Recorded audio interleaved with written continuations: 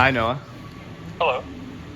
So, I need to go through this little introduction thing. Yeah. So, hello, I am Gabriel Smith, a student at Sheridan College, and I would like to interview you for a school project. Is that okay with you? Yep. No problem. Am I allowed to record this call? Yep. No problem. Okay.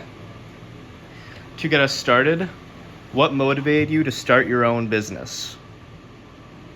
So, the business I started was a automotive detailing business, and I had always taken good care of my own vehicles. I invested a bunch in equipment to clean vehicles, like specialized equipment.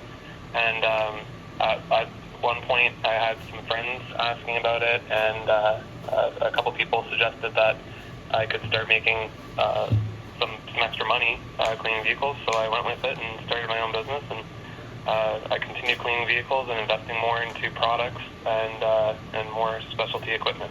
So, and that's kind of where it all started, and it just kept getting bigger from there.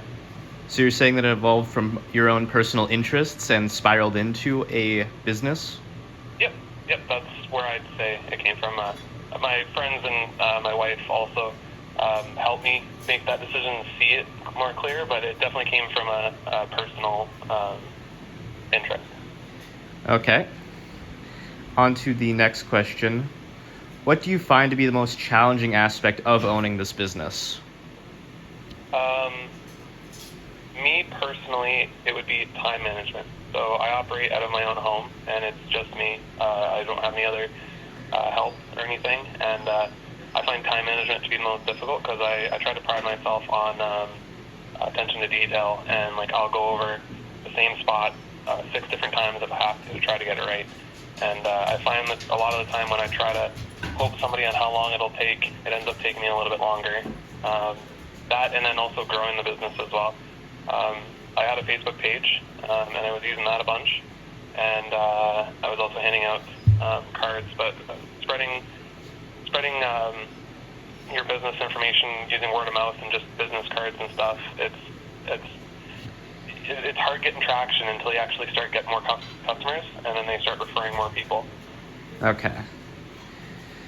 So, for my next question, what is one piece of advice that you would give to someone who wants to start up their own business?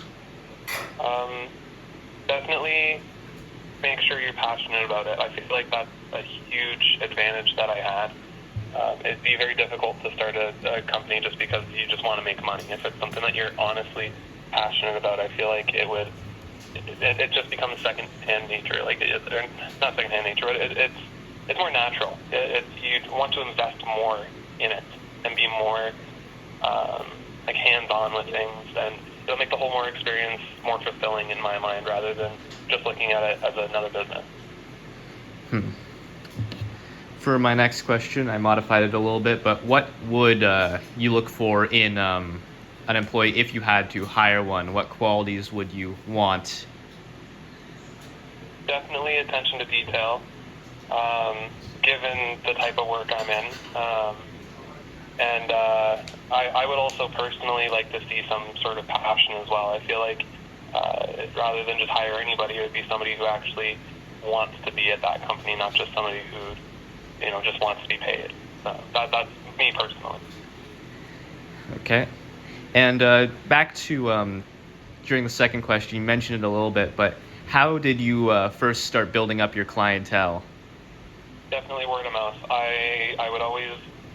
So it started off with just helping out friends, and I'd ask them, like I'd clean their cars, and I'd say, mention it to your friends, your family, and then they would start bringing their mom's cars in, or their friend that I've never met their car in, and then it started off as just that, and then my wife actually helped me set up a Facebook page, and I would post often on the town. There's like a group for the town that we're in, and I started getting some clients from there as well, and it definitely helps with word of mouth, and I think doing quality work helped a lot too, because people were like really recommending me after they saw all the work I was doing. So, how many clients do you currently have? Like, is it growing steadily? So in the situation I'm in currently, I actually slowed down a little bit last year, but we just had our second child, and we also just moved as well. So I've slowed down a little bit, and I don't know what it's going to be like in this new town. But for the first couple of years, I was actually really trying to grow the business. I was probably getting an extra 15 to 20 people a year. And with the old customers coming back as well, I would probably clean somebody's car once or twice a year, depending on however often somebody would want their car cleaned. Once again, congratulations, Noah. Oh, thank you. Yeah. Yeah. The last summer, I did take a bit of a break. It's been tricky trying to manage the family and the business. But I did do a few regular clients that would come to me often. But I hit pause on the Facebook right now. I'm not quite taking anybody yet. This year might be different. But people that are continually coming to me, there's a term for that. I forget what the term is. It's like repeat customers. Clientele? Pardon? Clientele? Yeah, clientele, yeah. But yeah, repeat customers, people that I've had often or close friends, I've still taken their cars. But anyway, that was a very specific situation that I was in personally as a business owner, but I guess that's something that you would also have to consider yourself as well, or somebody who is also starting businesses. If the business demands more of you, it might also be difficult at other times in your life where other aspects of your life might also need your attention as well. So would you say a work-life balance is very crucial to the success of your business and not overworking yourself and getting burnt out? Oh, absolutely. I mean, that goes for work at anywhere, but it definitely matters here, especially if you're working out of your home. But I would also say that that's also a benefit from having like a home business. Even if you're not working from your home, even if you had like an office somewhere or a garage or something that you're working out of a shop, it gives you some flexibility as well, being a business owner. As much as big important things in your life might take away from your business, you also have that flexibility where some days you can just double down and like there's been some days where I've done 2 or 3 cars in a day and did like a whole 16-hour day.